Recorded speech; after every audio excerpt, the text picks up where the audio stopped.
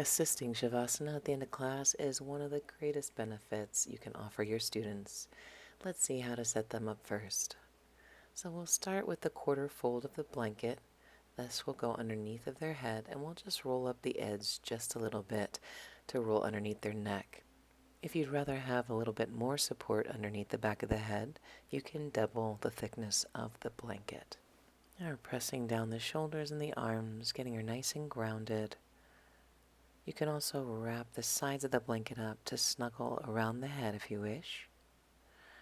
We'll ready the eye pillow by folding the tissue in half, placing it down, and then shaking out the beads or the sand in the eye pillow so they're nice and evenly distributed.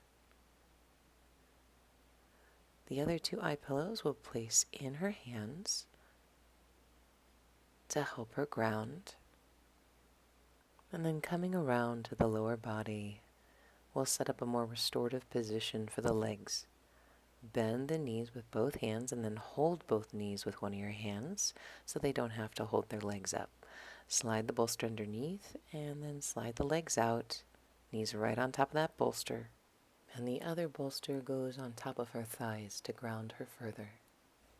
From here, you can scoot around to the feet and either hold underneath of the heels, which is a very calming and relaxing position. Or you can also take the hands and wrap them on the top of the feet with the thumbs pressing gently into the soles of the feet right underneath of the balls of the feet. Another wonderful grounding assist is taking the hands and smoothing them down repeatedly from the knees to the feet. Okay, let's set up for a prenatal. You'll see here that Rachel is now on her left side, which is the proper position for a pregnant woman. You'll notice a blanket from the 8th fold folded one more time lengthwise to stabilize the position between the ankles and the knees. Rather than place her hand on the floor, we'll place her hand on a tall block so that her elbow can rest comfortably on her waist.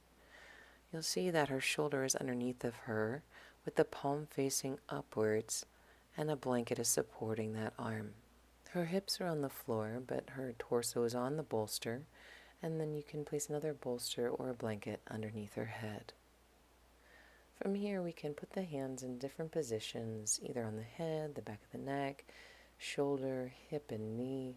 This is all really nice to ground your student. With all of the shifts and changes in her body, this is sometimes the most peaceful assist. Great work.